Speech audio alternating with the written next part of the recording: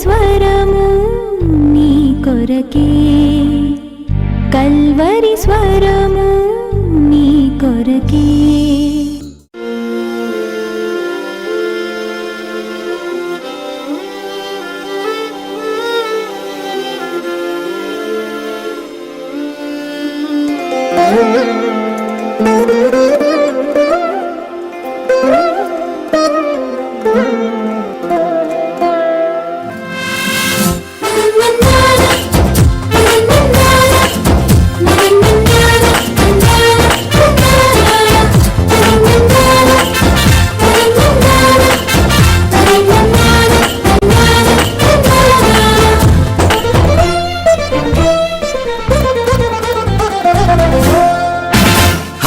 ఎంత మంచి వాడవు, ఎంత గొప్ప దేవుడవు, ఎంత మంచి వాడవు, ఎంత గొప్ప దేవుడవు, నీకు సాటి ఎవ్వరు లేరయ్యా. దేవాది దేవుడవు, రాజాది రాజువు, నీవుంటే నాకు చాలయ్యా. యెహోవా యెహోవా యెహోవా నా కాపరి, యెహోవా యెహోవా యెహోవా నా ఊపిరి, యెహోవా యెహోవా యెహోవా నా కాపరి, యెహోవా యెహోవా యెహోవా నా ఊపిరి. ఎంత మంచి వాడవు, ఎంత గొప్ప దేవుడవు, నీకు సాటి ఎవ్వరు లేరయ్యా. దేవాది దేవుడవు, రాజాది రాజువు, సర్వాధికారి నీవయ్యా.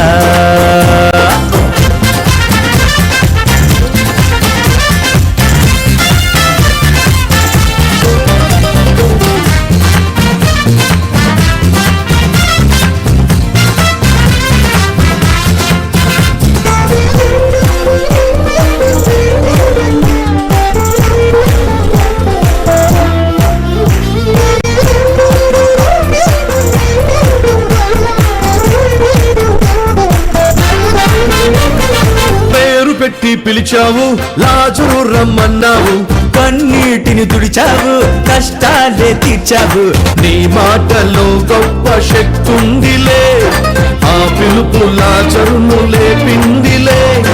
నీలాంటి దేవుడు లోకానలేడులే, నీలాంటి దేవుడే లోకానలేడులే.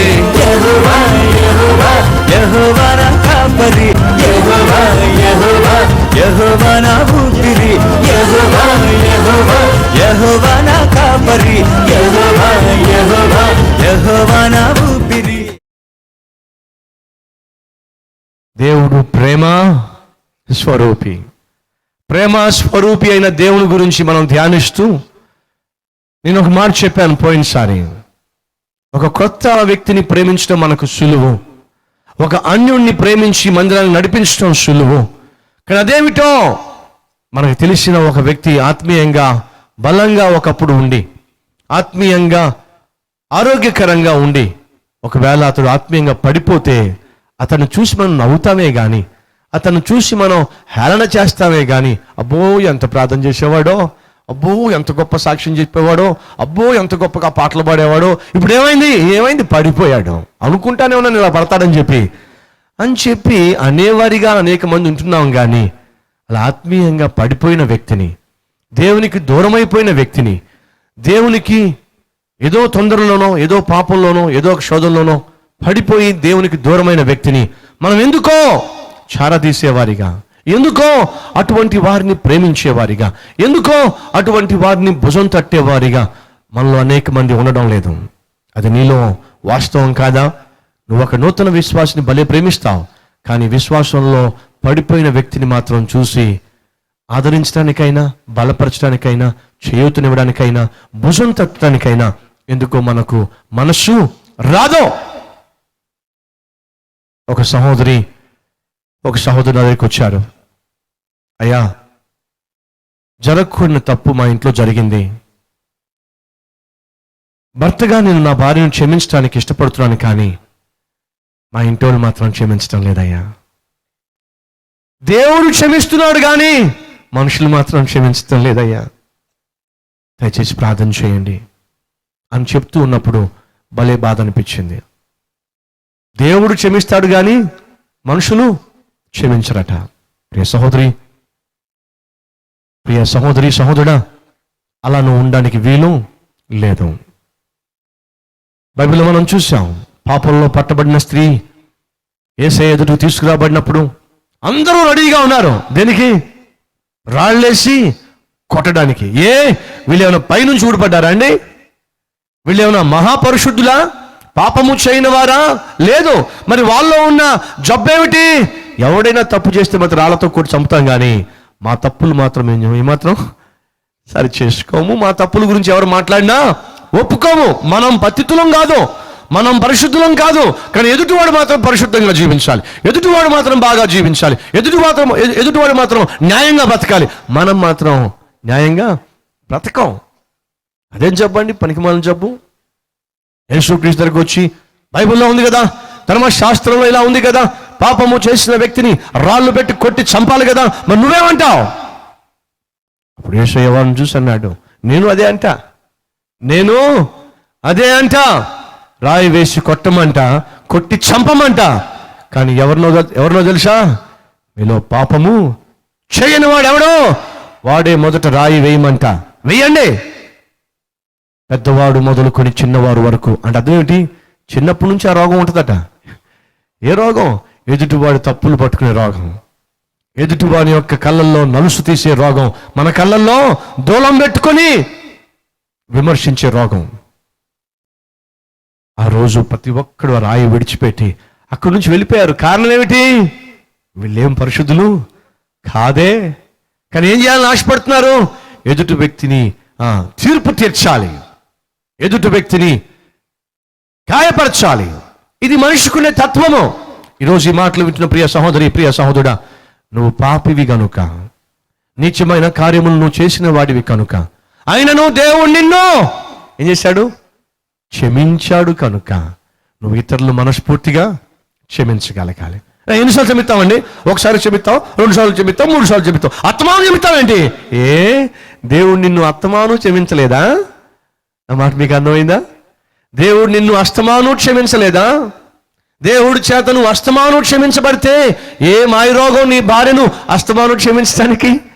ఏ మాయరోగం నీ భర్తను అస్తమాను క్షమించడానికి? దేవుడు నిన్ను అస్తమాను క్షమించలేదా? ఎన్నెన్నిసార్లు దేవుడు నిన్ను క్షమించలేదు, ఎన్నెన్నిసార్లు దేవుడు నిన్ను కనికరించలేదు, ఎన్నెన్నిసార్లు నువ్వు దేవుని సన్నిధికి వచ్చి నన్ను క్షమించు అంటే దేవుడు క్షమించి తను నీకు విధించాల్సిన శిక్షను విధించకుండా ఎన్నిసార్లు ఆయన శిక్షను తప్పించలేదు? ఎన్నిసార్లు నువ్వు పుట్టినప్పటి నుంచి ఇప్పుడు దాకా నీ నోట్లోంచి వచ్చే మొట్టమొదటి మాట ఏంటి? ప్రభువా నన్ను క్షమించు నాయన. అవునా కాదా? మీరు ఎవరైనా ఉన్నారండి? నేను ఏ రోజు కూడా ప్రభువా నన్ను క్షమించు అనే ప్రార్థన చేయకుండా ఉన్నాను అన్నవారు ఎవరు ఉన్నారండి? ఉన్నారా? ఎవరు లేరు. 1% చేయెత్తారు. మరి కారణం నాకు తెలియదు. కానీ సాయంత్రం అయ్యేసరికి ప్రభువుని అడిగే మొట్టమొదటిది ఏంటి చెప్పండి?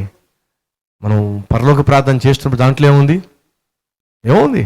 మా ఎడల అపరాధములు చేసిన వారిని మేము క్షమించిన ప్రకారము మా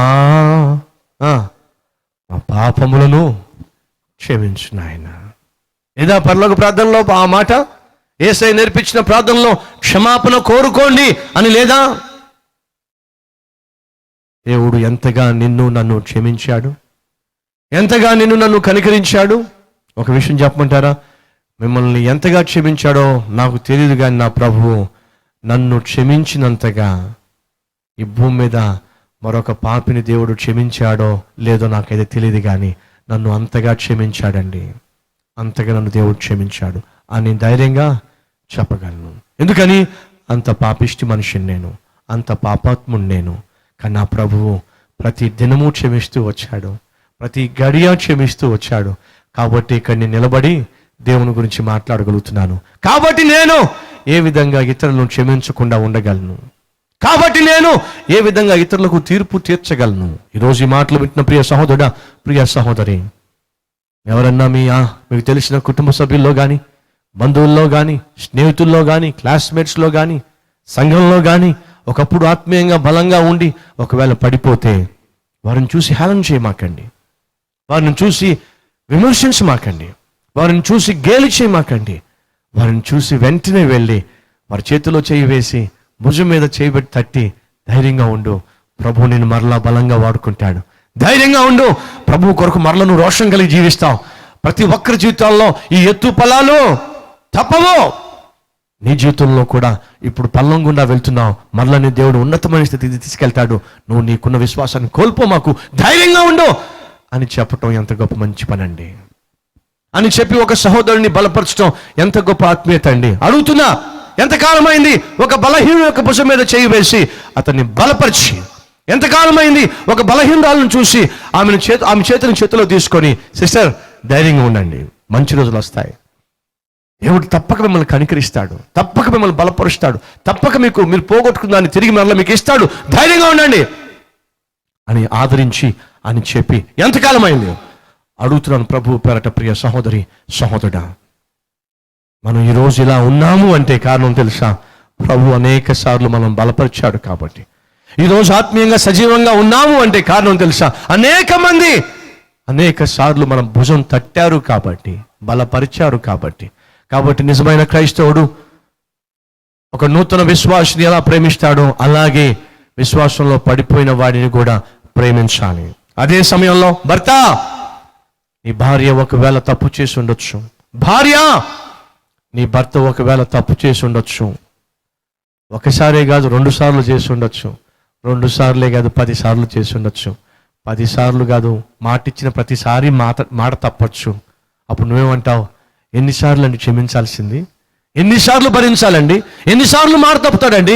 కాబట్టి నేను ఇంకా వదిలేద్దాం అనుకుంటున్నానండి. ఎన్నిసార్లు మనం దేవునికి మాటిచ్చి తప్పలా? ఎన్నిసార్లు దేవునికి మాటిచ్చి మనం తప్పలా? మరి మీ విషయం నాకు తెలియదు కానీ మరలా చెప్తున్నా, నేను దేవునికి మాటిచ్చి తప్పినంతగా ఈ భూమి మీద మరొకడు తప్పి ఉండడండి. కానీ ఆ ప్రభు నన్ను కనికరించి క్షమించి తన సేవలో వాడుకుంటున్నాడండి.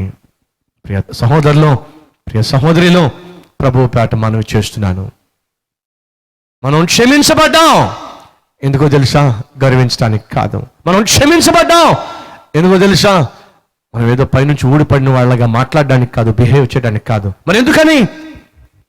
ఇతరులు మనం క్షమిస్తామని, ఇతరుల పట్ల మనం కూడా జాలి పడతామని, వారి తప్పుల్లో వారి బలహీనతల్లో మనం కూడా పాలు పంచుకుని వారికి ప్రభు ప్రేమను చూపిస్తామని. భర్తలో భార్యలను క్షమించండి, భార్యలో భర్తలను క్షమించండి.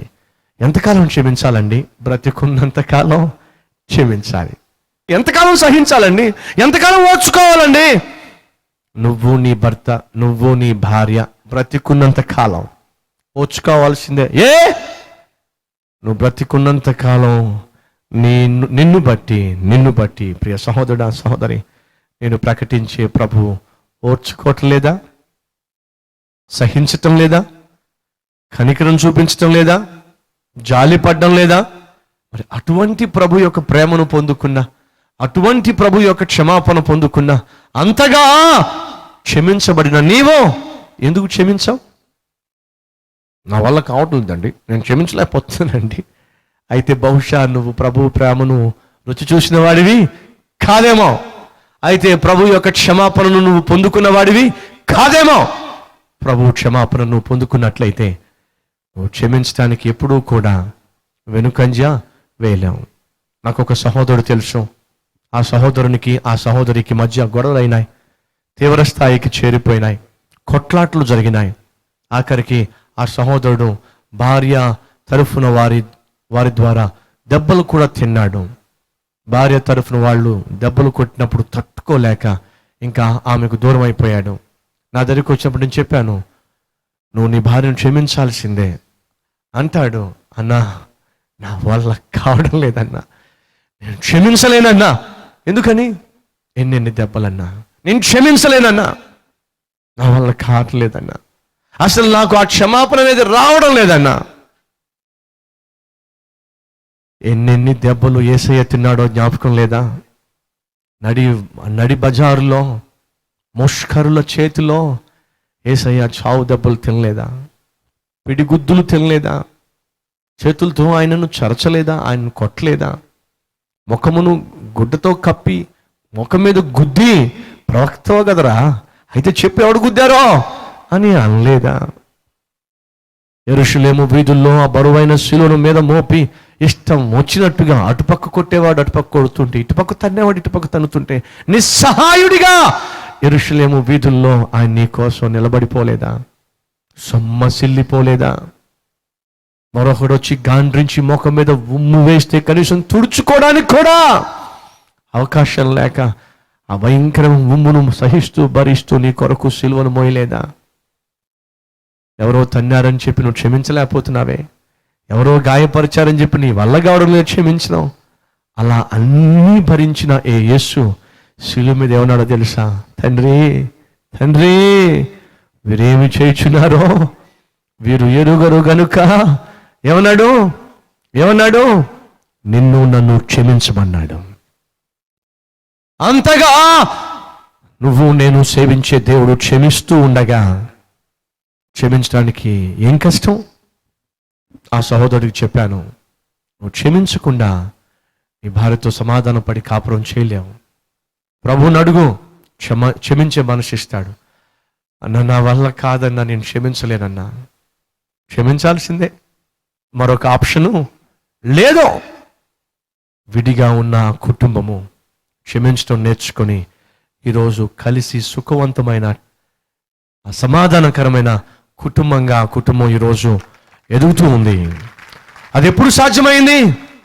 ఆ సహోదరులో ఉన్న కోపపు పర్వతాలు తన కన్నీటిలో ఏమైనాయి? కరిగిపోయినాయి. కోపతాపాలతో ఎప్పుడూ కూడా కాపురాలు చేయడం సాధ్యము కాదు. పంతాలతో పట్టింపుతో ఎప్పుడు ఒక కుటుంబం సమాధానంతో ముందుకు సాగడం సాధ్యము కాదు. మరి ఎప్పుడు ఒక కుటుంబం నిలబడుతుంది? ఎప్పుడు ఒక కుటుంబం ముందుకు సాగుతుంది? ఎప్పుడు ఒక కుటుంబం అభివృద్ధి చెందుతుందో తెలుసా? భర్త భార్యను క్షమించగలిగినప్పుడు, భార్య భర్తను క్షమించగలిగినప్పుడు. ఎన్నిసార్లైనా, ఎంతకాలం? బతుకున్నంత కాలం ఏం చేయాలి? తప్పక క్షమించాలి. ఎందుకని? ప్రభు నిన్ను క్షమించాడు కాబట్టి. ఎందుకని? ప్రభు నిన్ను కనికరించాడు కాబట్టి. ఎందుకని? ప్రభు నిన్ను భరించాడు కాబట్టి, సహించాడు కాబట్టి, ఓర్చుకున్నాడు కాబట్టి, ఆ ఓర్పును మనకు నేర్పించాడు కాబట్టి. తండ్రి, నీ కొడుకు నువ్వు క్షమించాల్సిందే. లేదు బ్రదర్, నా వల్ల కాదు, వాడు అన్న మాటలు జ్ఞాపకం వస్తే నాకు గుండె తరుక్కుపోతుంది, వాడిని నేను క్షమించడమా? సాధ్యం కాదు. నువ్వు క్షమించకపోతే నువ్వు క్షమించబడవు. బైబిల్లో ఏముంది? మా ఎడల అపరాధము చేసిన వారిని మేము క్షమించిన ప్రకారమే. ఆ తర్వాత ఏముంది? మేము చేసిన అపరాధములు క్షమించు. అని అర్థం ఏమిటి? నువ్వు ఏ కొలతతో క్షమిస్తావో ఆ కొలతతోనే నువ్వు క్షమించబడతావు. నేను మాత్రం క్షమించనండి. ఎవరినైనా క్షమిస్తారు కానీ మా కోడలను మాత్రం క్షమించనండి.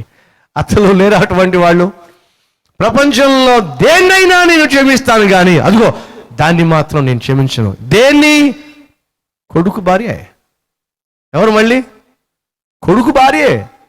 దాన్ని మాత్రం నేను క్షమించను. ఎందుకు? రాక్షసి. అబ్బా, కోడలేమో రాక్షసి, ఈమెమో పిశాచి. రెండు చీలే. నో, అత్తగారు, మీరు క్షమించాల్సిన మొట్టమొదటి వ్యక్తి మీ కోడలే. ఎందుకని? ఆమెను మీరు క్షమించకపోతే మీరు కూడా క్షమించబడరు. కోడల్లో మీకు ప్రపంచంలో ఎవరైనా శత్రువు ఉండాలంటే ఫస్ట్ శత్రువు ఎవరు చెప్పండి? అదిగో నేను మీకు చెప్పనవసరం, మీ అత్తే. మీ అత్తను మీరు క్షమించకపోతే మీరు క్షమించబడరు. ఎందుకని? ప్రభువు చెప్పాడు. ఏమని? మీరు ఎలా క్షమిస్తారో అలాగే క్షమించబడతారు, లేకపోతే సాధ్యము కాదు. అడుగుతున్న ప్రియ సహోదరులు, ప్రియ సహోదరిలో, క్షమించారా క్షమించవలసిన వారిని? ఇంకా లోపల పెంచుకుంటున్నారా? ఏమిటి? ఆయాసం. ఏమిటి? పైత్యం. ఏమిటి? కోపం. ఏమిటి? పగ. ఏమిటి? ద్వేషం. రోజు రోజుకి పెరిగిపోతా ఉంది. కారణం ఏమిటి? అంతంత మాట్లాడుతాను నన్ను పట్టుకుని, నన్ను పట్టుకుని వీడికి ఇంకే పని ఉండదు.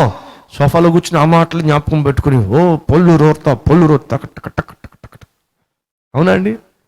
వంట చేస్తున్నా సరే కారం కారం మీరు గిన్నెలో వేరు ముఖం మీద, వాడి ముఖం మీద దాని ముఖం మీద చేస్తాడు, ముఖం మీద వేస్తాడు. ఓరి ఓరి ఓరి, గిన్నెలో కారం వేస్తే దాని ముఖం మీద వేసినట్టే. ఎందుకు అంత కోపం? ఎందుకు అంత కోపం? కూరగాయలు కోస్తున్నా సరే వాడిని కోసినట్టే. ఎవడాడు మళ్ళీ మొగుడే, ఎవడో కాదు మళ్ళీ, ఎవడో కాదు మొగుడే, వాడిని కోసినట్టు. ప్రియ సహోదరులు, హౌ లాంగ్, ఎంతకాలం ఇలా కోపతాపాలతో రగిలిపోతాం? దయచేసి గమనించండి, క్రైస్తవుడిగా నువ్వు నీ హృదయంలో కోపాలకు, పగలకు, తాపాలకు చూడడానికి వీల్లేదు. మరి ఏముండాలి? క్షమించే గుణం ఉండాలి. అడుగుతున్నా, నువ్వు ఇంకా క్షమించకుండా ఉన్న వ్యక్తి ఎవరైనా ఉన్నారా నీ జీవితంలో?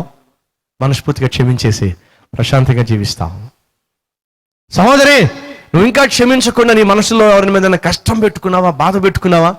మనస్ఫూర్తిగా క్షమించేసి ప్రశాంతంగా జీవిస్తావు. అంతేకాదు, నువ్వు క్షమించకుండా నీ ప్రార్థన దేవుడు ఆలకించడు. ఎలా చెప్పగలను? బైబిల్లో యేసయ్య స్పష్టంగా సెలవిచ్చాడు. ఏమని?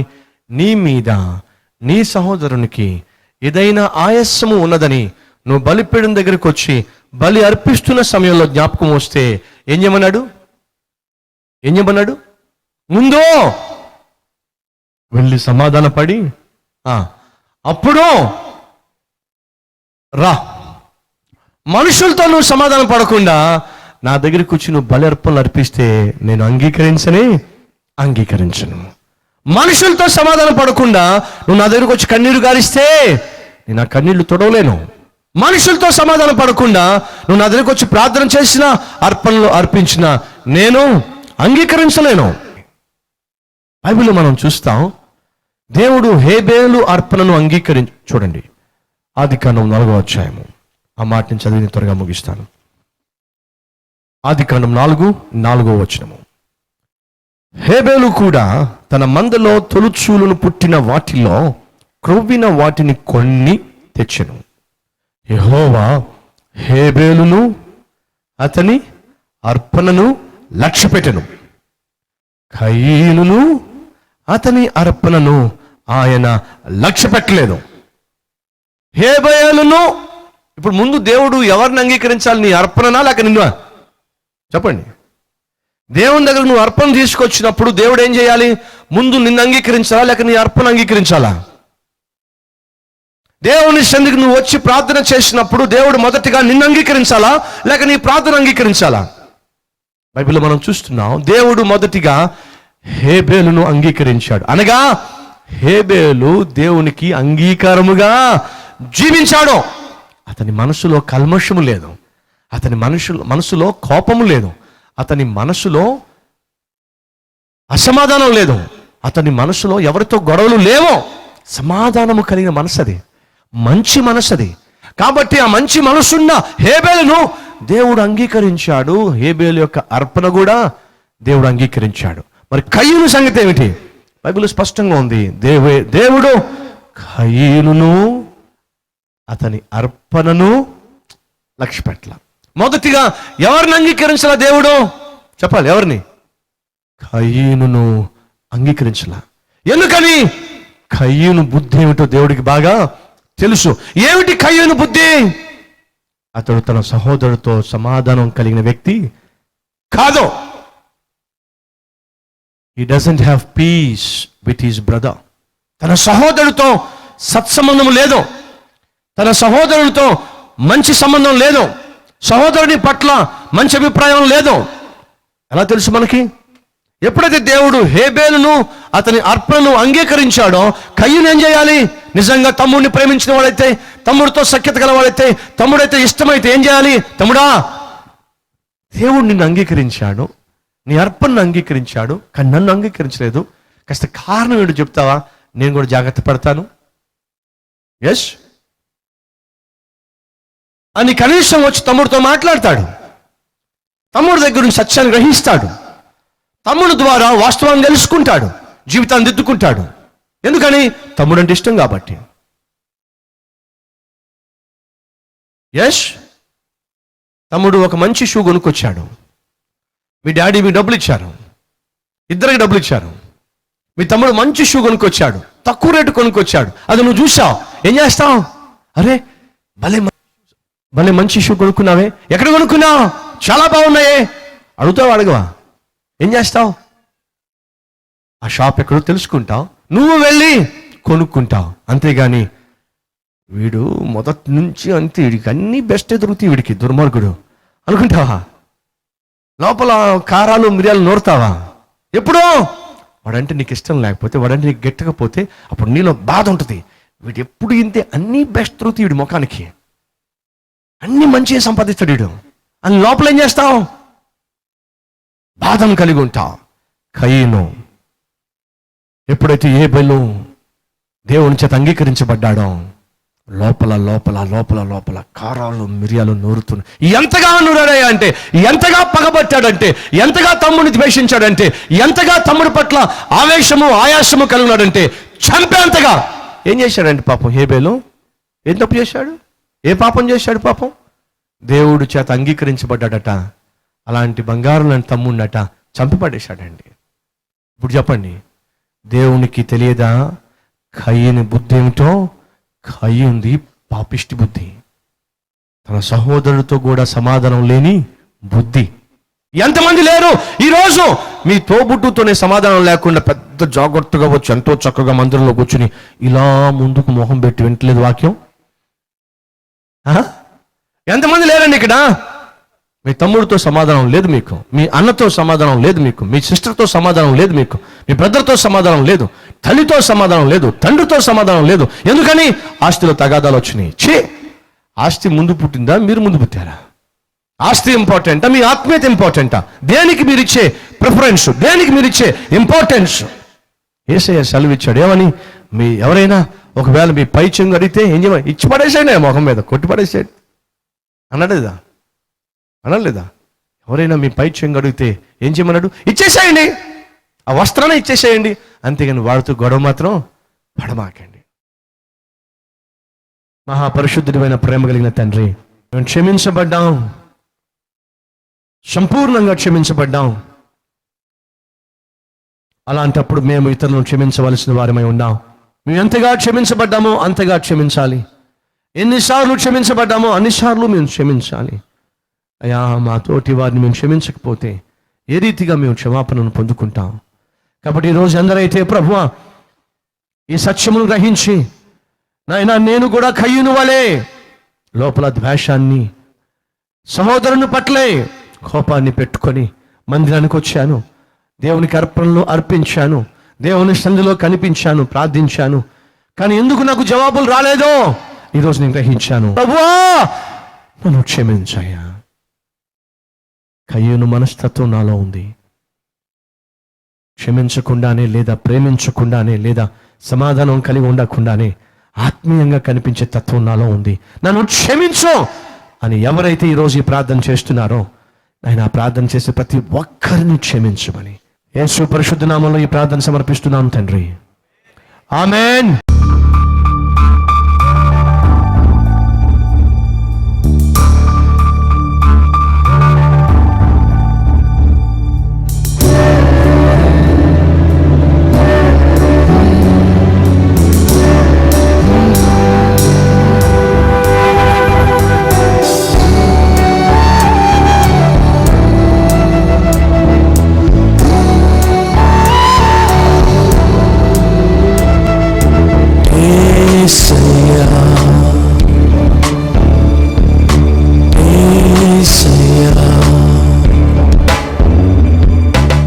Address Calvary, post box number 30, Kukatpally, Hyderabad 72.